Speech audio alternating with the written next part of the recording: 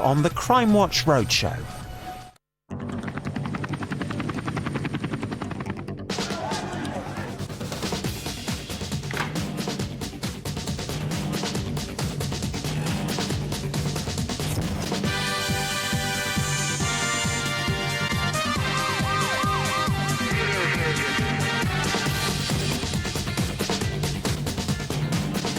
Hello and welcome to the Crimewatch Roadshow. For the whole of June, we're live from all around the country and we're bringing Crimewatch to you.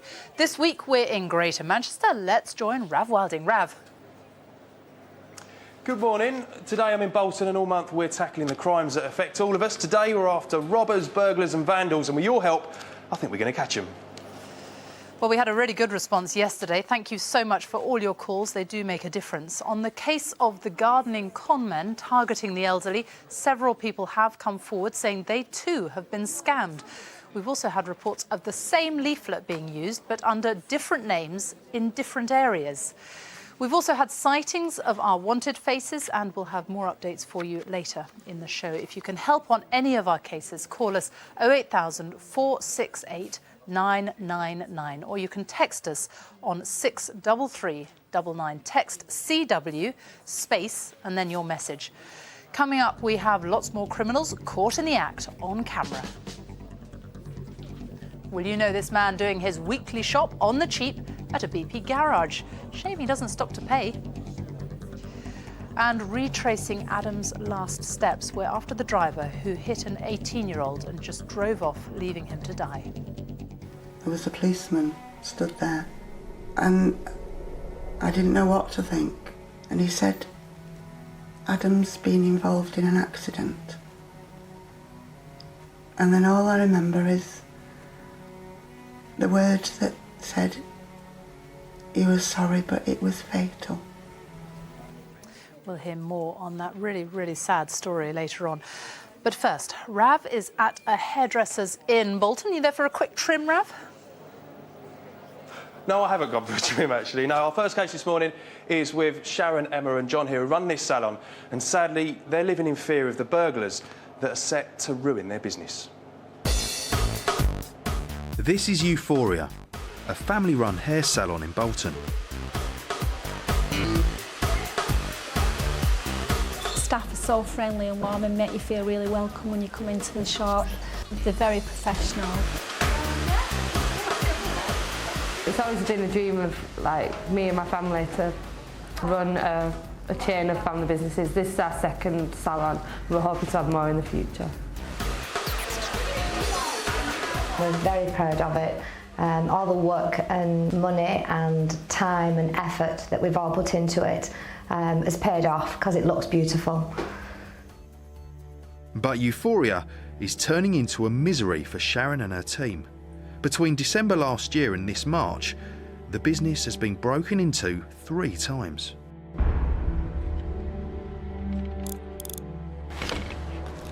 I can't believe that this is the 3rd time that it's happened in as many months, and I just feel that it's just a shame that somebody has to come and destroy what somebody else is trying to build up. Sharon's hair salon took its first blow back in December when thieves broke in and grabbed whatever they could. They'd just taken all the televisions off the wall. There was a £100 float in the till, which we always start off at the beginning of the day. And they'd taken that. And they'd rifle through the stock room. And anything that they felt that they could take that would get them some money, they took.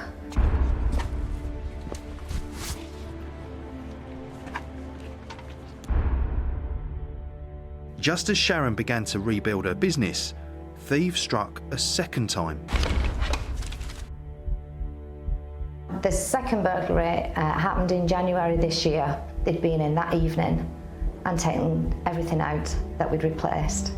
So we couldn't believe it.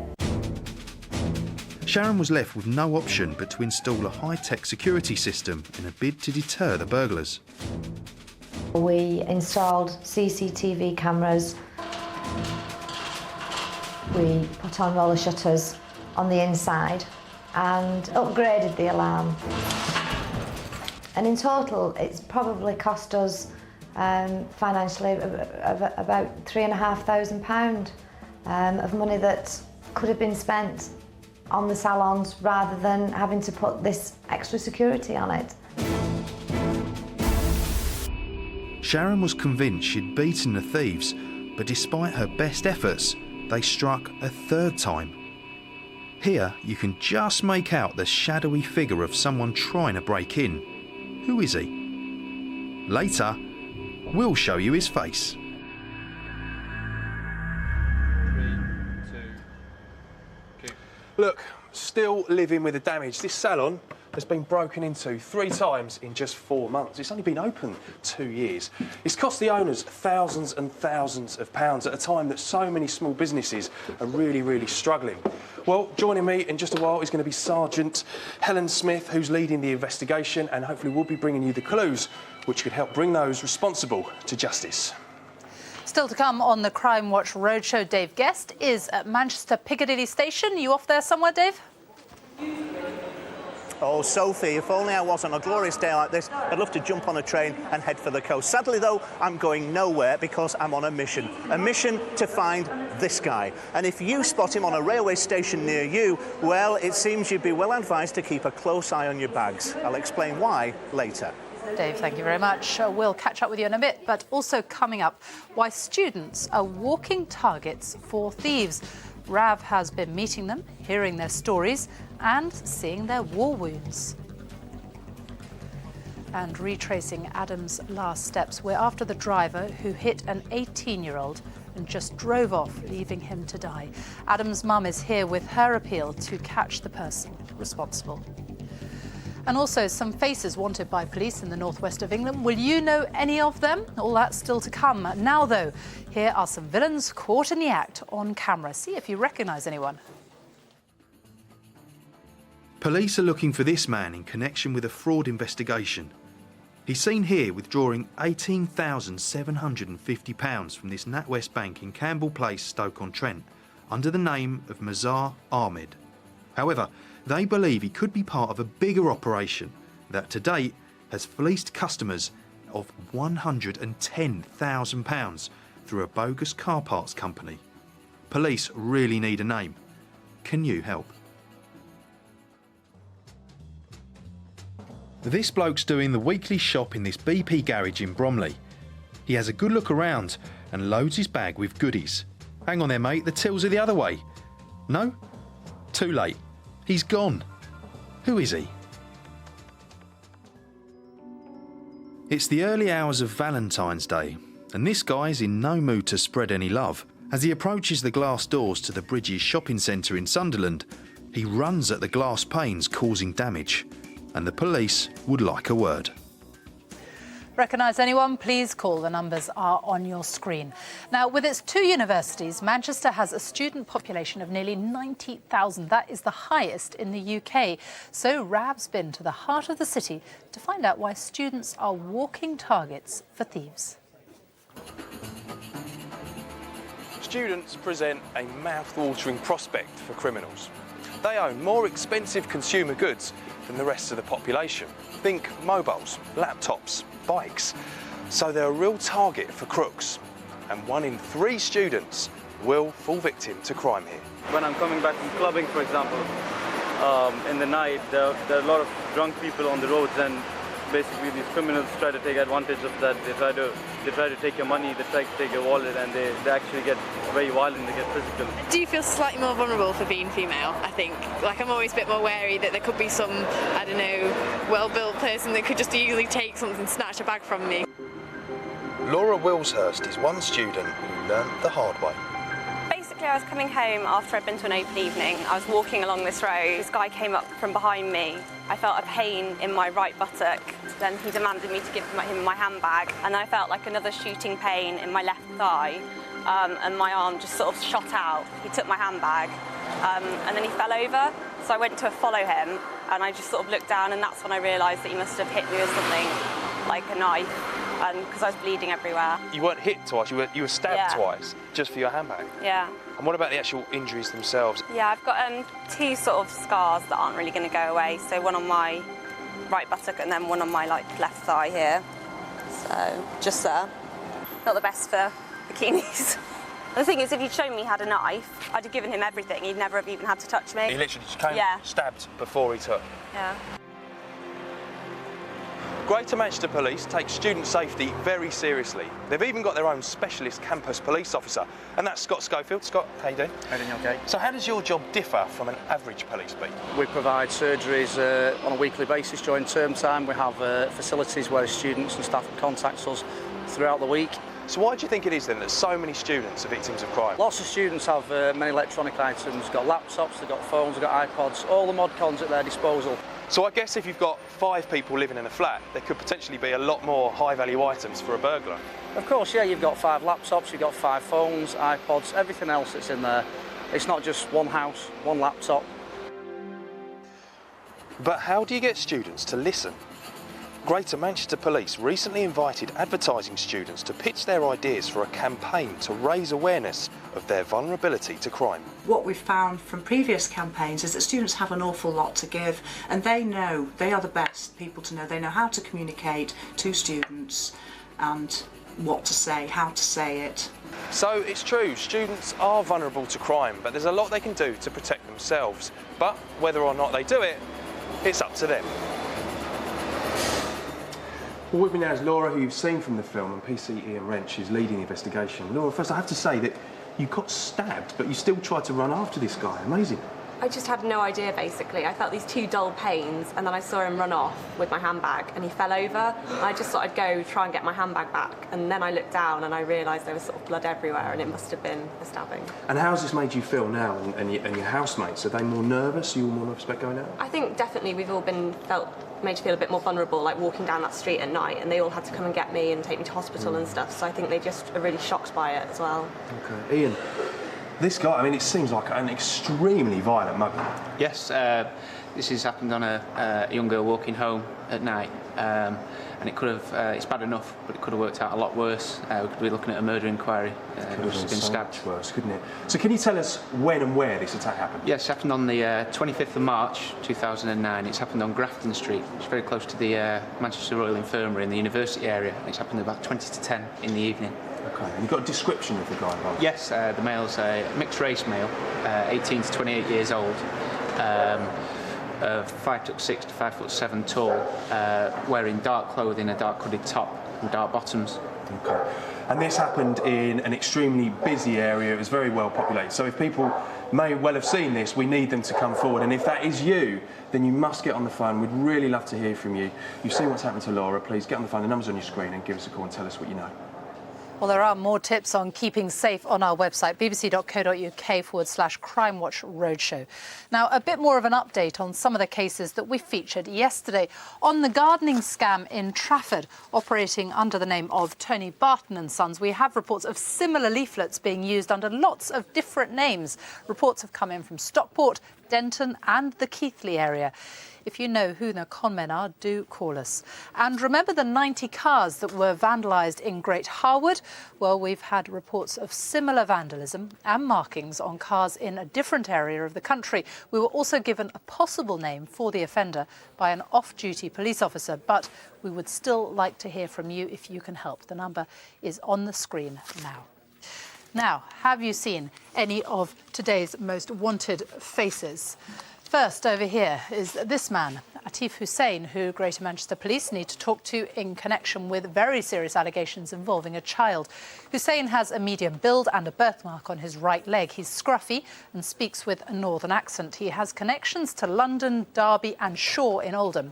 Please do get in touch if you think you might know where he is.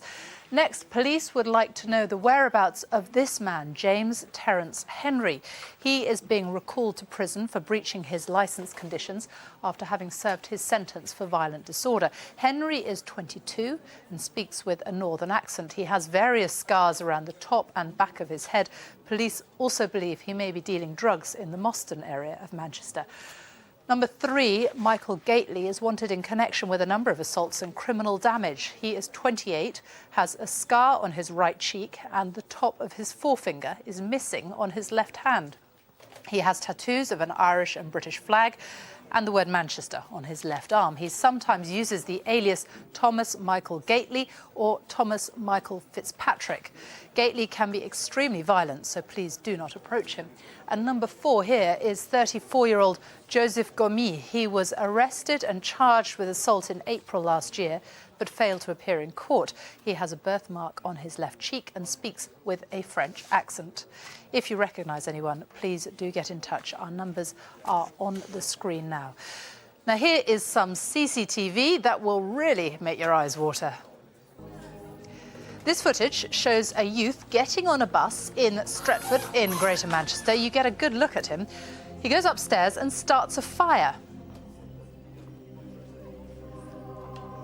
And there you can see another passenger getting off when he realises what's happening. Have another look at him.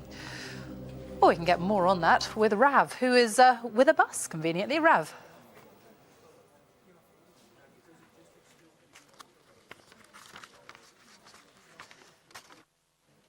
Apologies for that. Unfortunately, we can't actually join Rav right now. We'll try and come back to him later on. Have a look at this CCTV. We've got some more. See if you can help find the pair who terrorised staff at a Tesco's. He seems harmless, armed only with a bag of exotic fruits. But when he spots the manager with a cash box, he makes a lunge for it. There's a struggle. She ends up on the floor.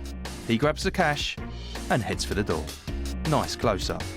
We've got his face and his bag of fruit. Now we need a name. Next, a gang of train robbers. Over 100 cameras have caught them terrorising passengers in a series of attacks across the network, mainly in East London. They're often armed with knives and after phones, wallets, laptops and anything else they can get their hands on.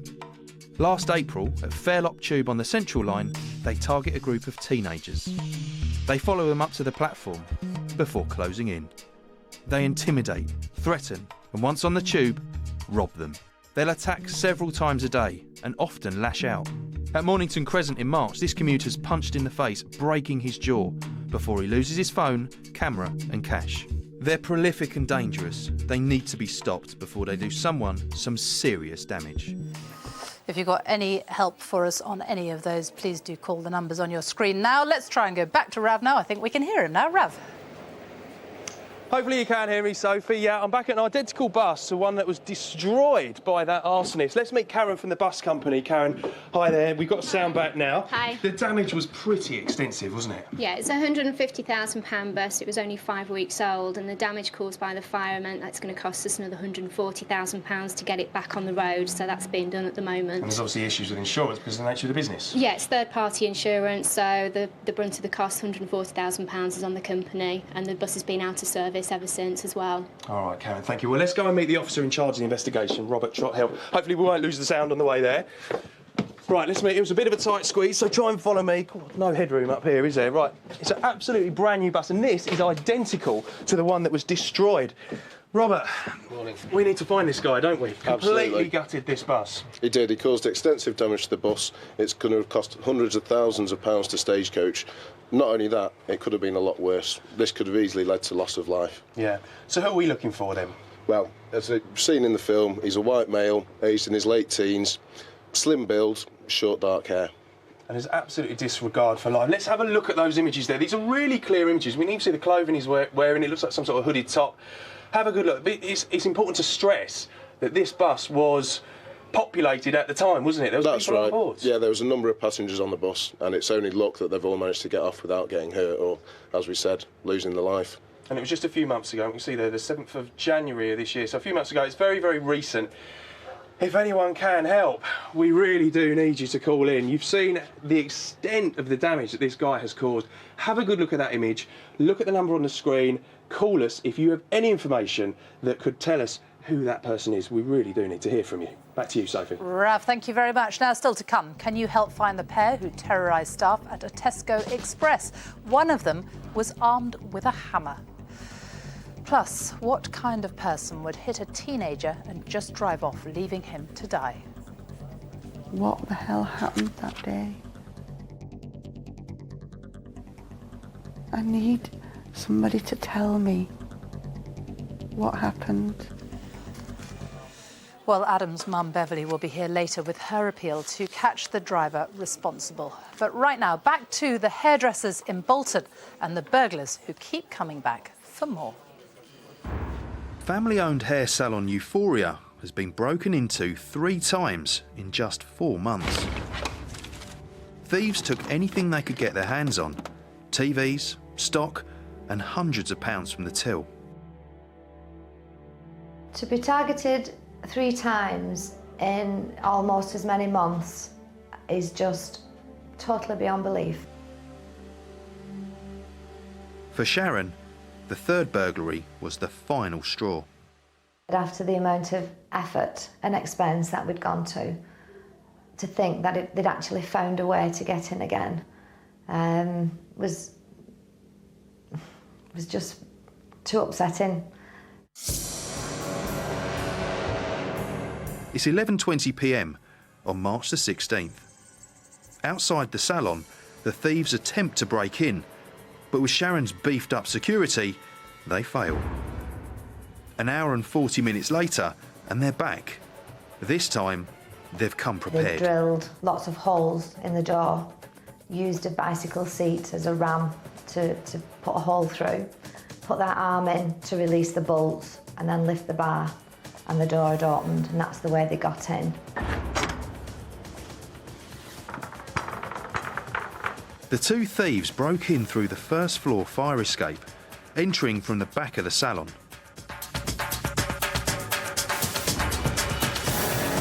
Here we see one of the thieves going for the till.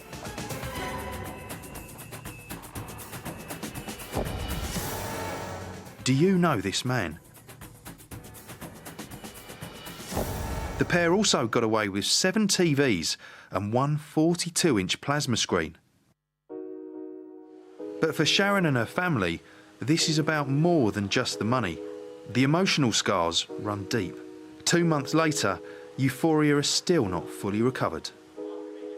At the moment, nothing's been replaced, the painting hasn't been done, the televisions haven't gone back in, and I just feel so devastated by the effects that it's caused. The salon doesn't look the same as it did, doesn't feel the same as it did. When I leave the salon, I'm more aware of the people that are around and who's hanging around. And then when I'm in the salon, you see groups of boys walking past, looking in, and you start thinking, were they involved in the robbery? And you start thinking that everyone's, you know, against you in some sort of way. So it's quite scary in that respect. We are very passionate about what we do, and to think that somebody could come in and try and take all that away from you has really hurt us all very deeply. Well, I'm back live in the salon with Sharon and Emma, who run this place. You must have been devastated by what's happened. Yes, I just feel really victimised by the whole thing, and the whole ambience of the salon has changed since it's happened. And that's partly because they've nicked your sound system, isn't it? This is where the televisions were taken off the wall. So we can see the damage here. Have a look there. We can see the damage. Between each section, and it's just changed the whole atmosphere of the salon completely. We just run off one tiny radio, and it just doesn't feel the same. I know. Well, let me go and talk to the cop and see if we can do something about this. Thank you, ladies. Thank you, guys. Helen, hi. Morning. 3 times in 4 months. Yeah. What are we going to do about this? Is it the same person?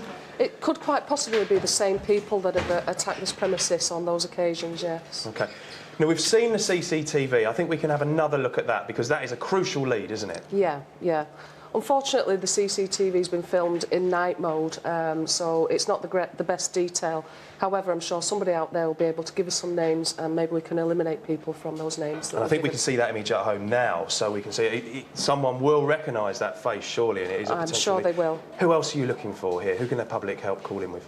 We're hoping that on the night of the break-in, the shutters were damaged at the front, and also at the gained entry at the back. We're hoping that somebody will have seen somebody, maybe loading a van. They must have needed a van, and they'll have heard the alarm as well. So anybody suspicious, if your viewers can let us know who that is, and we can make our inquiries from there. Well, you've heard it. If you can help, please find the number on your screen. Back to you, Sophie. Ralph, thank you very much. Now, here's another dose of crimes caught on CCTV. The victim in this next bit of CCTV was stabbed 6 times in this Manchester city centre Burger King. The attack was witnessed by families, some with young children. He's pulled away several times by a mate, but carries on attacking until he decides he's had enough, then leaves. And the police are anxious to find out who he is. Name, please. British Transport Police are anxious to find this man who may be using the name Anthony Fitzgerald, or Fitzy, in connection with gems fraud in the Manchester area. Victims are persuaded to invest in diamonds or other precious stones and then fleeced of vast amounts of money. If you know him, shop him. This group of lads are in the BP garage Locks Bottom, Kent, and they're feeling peckish. They strut the aisles, helping themselves from the shelves, and leave without paying. Take a closer look. Notice this lad has the letters AJ on his back. Who are they? Cool if you recognise this light-fingered lot.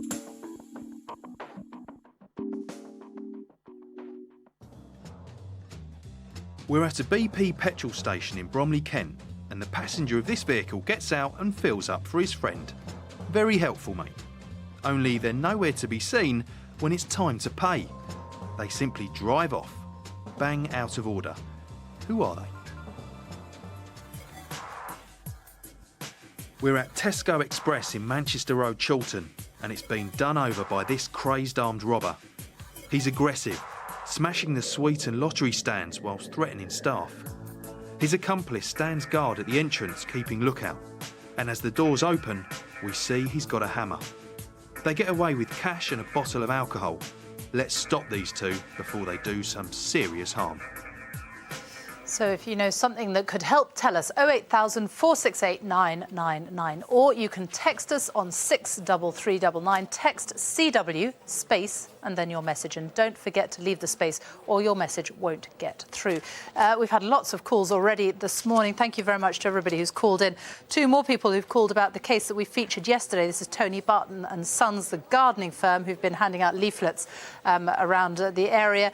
They've been conning elderly out of thousands of pounds, and we've had one call which includes a sighting of Tony Barton himself, apparently, and also a name for the man in the BP garage doing his shopping for free. Keep your calls coming and we'll have a full update later on. Now, 2 years ago, 18-year-old Adam said goodbye to his mum at the bus station in Huddersfield, and that was the last time she saw him. Beverly O'Toole needs to know what happened to her son. Watch closely and hopefully you can help. I should have Adam with me. No mother should bury her son. I just want anybody who knows anything just to come forward, because Adam did not deserve to die that way, and somebody just leave him there. What the hell happened that day? Adam was born on the 18th of July 1988. He was a little mischievous boy sometimes, but you know, he loved to play and he loved to be close. He loved cuddles and hugs, and you know, he was just a super little boy. Everything I did was for Adam.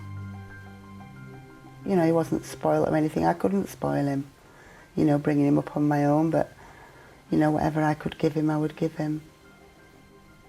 He was a little boy that didn't have a lot of confidence. You know, he didn't like you to laugh at him, but eventually he grew, and then he could laugh at himself. Yeah, it's like, you know, he was a little mischievous boy sometimes, but I brought Adam up to respect people and instilled in him that, yes, he deserved a bit of respect too. And like I say, that's what made Adam into the lovely man he was.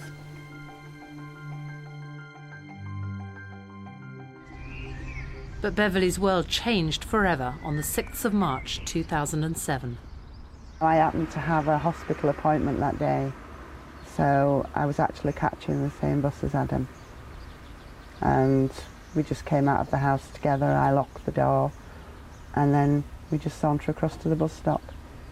And then the bus came, and he gets on first, and he goes to the back of the bus with all his mates, and then I just sit on the bus but not near him. Well, I'd got off the bus and I'd gone to the shop just there for some mints.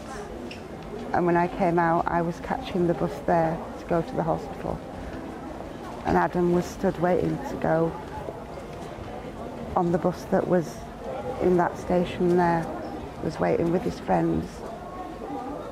And then his bus came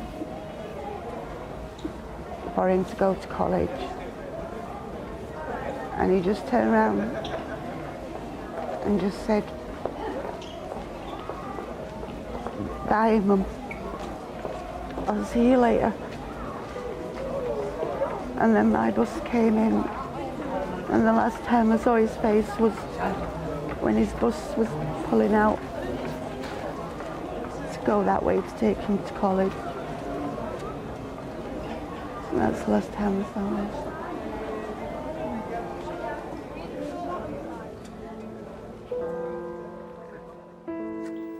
2 years on and there are still no answers. So stay with us for the rest of the story and you can help how you can help Adam's mum, Beverly.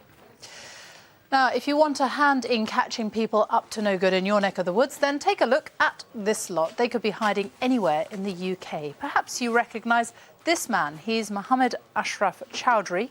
Police want to talk to him about bank frauds totalling over £250,000. The 41-year-old has links in Stockport, North Manchester, Tameside and Bury and uses aliases such as Mohammed Tahir and Mohammed Ashraf. Have you seen this man, Stephen Andrew Matlock? Greater Manchester Police would like to speak to him about a robbery. He's 41, has a northern accent and has tattoos on both arms with the words Dragon, Sam and 99. Lancashire Police would really like to find this man, 50-year-old Ronald McLaughlin. He was originally sentenced to 18 months at Preston Crown Court for a fray and is thought to be in the Blackburn area of Lancashire. The police would now like to find him so he can finish that sentence. And 31-year-old Lee Tansey is wanted by the police in connection with a number of offences, including a robbery at Lloyd's TSB in Darwin last June. He failed to appear in court around the same time on a public order offence and is accused of stealing a car last July in Whitefield in Bury. Police believe he then attempted to rob an ATM machine using a stolen car. He reversed it into the bollards, protecting the machine. And if you know where he is, do call. The numbers are on the screen. Next, let's catch up with the BBC's correspondent for the Greater Manchester region, Dave Guest. Dave, what have you got? Yes, welcome back to Manchester Piccadilly. It's a very busy place, this. In fact, the Euston train's just come in now. 80,000 passengers pass through here every single day. Recently, there's been one individual, though, who's far from welcome. He's been rifling through people's luggage and nicking it. Well, DC Mick Millwood is from British Transport Police. What's his method of operation?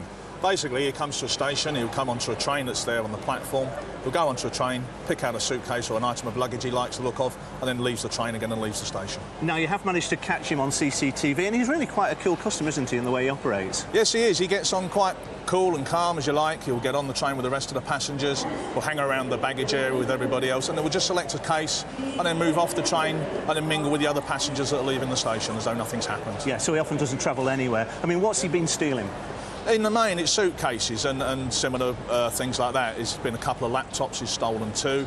And he's really once he's gone through the luggage, it's the electrical items that he's particularly interested in. And the other contents he'll just discard in the nearby vicinity. And he just popped up from nowhere, didn't he? You've never come across him before? Absolutely, yes. He just come, as you say, from nowhere. He's done about 8 jobs on our area, and then he's disappeared again. So we're quite keen to identify him. He's been operating Wigan, Liverpool, Preston, Warrington, and of course, here at Manchester. He has indeed, yes, and a couple of offences at some of those stations. OK, DC Mick Millwood, thanks very much indeed for that. So, you've heard about him, you've seen him on the poster. Do you know, can you put a name to the face? If you can, the number's on your screen now.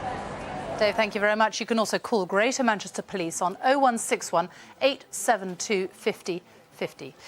We return now to the story of Adam O'Toole and his fateful journey into Huddersfield 2 years ago. Adam O'Toole was Beverly's only child. I brought Adam up to respect people and instilled in him that, yes, he deserved a bit of respect too. And like I say, that's what made Adam into the lovely man he was. On the 6th of March 2007, Beverly and Adam travelled together into Huddersfield. Adam and his mum said goodbye together here at Huddersfield bus station. And the last time I saw his face was when his bus was pulling out to go that way to take him to college. Later that day, Adam bought a sandwich at this shop. He then crossed the road towards the post office. He was struck with such force that he was catapulted into the air and landed on top of a parked car before hitting the pavement. The motorist didn't stop. They simply drove off. Adam died at the scene. He was 18 years old. I just finished my first day at work and I got a phone call from my mum just telling me she'd had some bad news, that Adam had been killed. I received a phone call from Paul Sharrock, our head coach, and weirdly enough it was me who answered the phone, and the news he broke to me, at first I thought was quite... I'll be very honest, I thought, are you actually joking? And it was just like a sledgehammer. I mean, I just sat in the car for about 20 minutes crying myself. It took a while for me to process what had actually been said to me, and once I had figured it out, just all the emotions ran out, then I just couldn't believe what had happened. I thought I heard a knock at the door, and I must have left the door unlocked, and all of a sudden there was a policeman stood there, and I didn't know what to think, and he said, "Adam's been involved in an accident." And then all I remember is the words that said he was sorry but it was fatal. And I just remember screaming and just dropping to the floor. And then the next thing I know, I'm in the hospital. And Adam is laid there. And he just looked like he was asleep, and all he had was a little red mark just on his cheek. And I just wanted him to wake up. And then I had to tell this man that yes, that was Adam.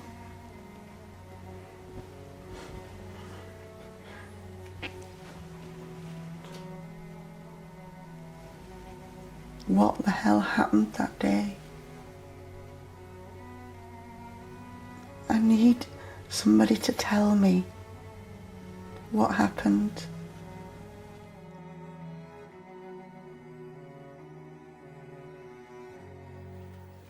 It's just a terrible, terrible story. Well, Adam's mum, Beverly, and DI Phil Benson are with me now. Thank you very much for coming in. You just must feel like you're in some sort of nightmarish limbo. I mean, it's 2 years ago now, though, isn't it? You still don't know what happened. No, we don't. We need the public's help to find the car and find the person that's done this to Adam. And it's just, you can't really move forward, can you? I mean, there's nothing really you can do. I can't. Adam can't rest in peace until I have some answers. And nor can you either. No. I don't want to die not knowing. I just need to know, please, what happened. You have wanted for a very, very long time to come on television and make an appeal. I mean, what do you want to say if the person who was driving that car is watching, or if somebody who knows who that was is watching? What would you like to say to them? All I want to say is please help me find Adam's killer. He didn't deserve this. And then I can try and live just a little bit. Without Adam it's hard, but I know I have to try. But I really need to find Adam's killer and tell me why this happened. D.I. Benson, what do you know? I mean, it's 2 years ago now, but what do you know, let's start with the car, about the car that was being driven? Well, from forensic work that we carried out at the scene, we know that the car is in fact a Rover 200 vehicle in blue. We've pieced together the pieces of forensic science have, and they're fairly confident that it's a Rover 200 made between 1995 and 1999. We know that after the incident, the vehicle drove off towards the Nont Sarah's public house, which is on the A640 towards Denshaw. And from that witness at Nont Sarah's public house, we've actually managed to get a description and an e-fit. And the description of the man is a white male in his 20s, with thin features, a prominent nose and dark, straggly, unkempt hair. But you really, I mean, it's the car, isn't it, that you really want information on? Because somebody, I mean, that car would have been badly damaged, wouldn't it? The car certainly was damaged. There was damage to the windscreen, we know, and there was damage to the to the near side panels, front near side panels. Someone has either had to repair that vehicle, or someone has had to be involved in the disposal of that vehicle. What we're asking for is, did you repair a Blue Rover 2 years ago? Or did you take, if you're a scrap dealer, did you take one in and scrap a Blue Rover 200? And do you think that, I mean, whoever did this may have actually, you know, felt so awful, so guilty and talked about it? I mean, is that what happens? I feel sure that the person won't be the same person that set off driving that morning, and they will have confided in someone, and they will have had to share this terrible burden that that person is carrying.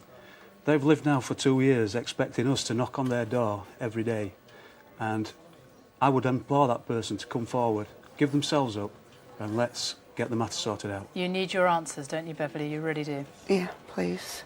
Somebody just help me. Let's hope somebody can today. Thank you very much, both of you. If you can help Beverly and DI Phil Benson, please do call us 08000 468 999, or you can text us on 63399. Text CW space and then your message. And don't forget to leave the space or your message won't get through to us. Or if you want to remain anonymous, call the independent charity Crime Stoppers. Let me give you their number. It's 0800 555 111. Now, tonight, Crimewatch is here on BBC One. The programme marks its 25th anniversary. But as always, we really need your help to solve some of the country's most serious crimes. Here's Kirsty Young with what's coming up on the programme. On Crimewatch tonight, missing for 11 weeks. Where is Claudia Lawrence? It's almost unbearable not knowing. Could this man have the answer? I just find it hard to accept that people just vanish into thin air. That's Crimewatch tonight at 9 on BBC One. Join Kirsty, Rav and Matthew for tonight's programme. That's at 9 o'clock on BBC One. A quick update for you. We have had 4 names offered so far for that salon burglary in Bolton, all those plasma television screens that have gone. Keep your calls coming. Rav, where are you tomorrow? Well, sadly, that's it for the salon, but tomorrow I'm in South Sharston in Manchester on the case of a man that was badly beaten on his own doorstep. We'll see you then, Rav. Thank you very much. Now, don't forget to keep the calls coming. The lines are open all day. So see you tomorrow morning at 9:15. Thank you to everybody who has rung in this morning already with information. But for now, from all of us here on Crimewatch Roadshow, goodbye.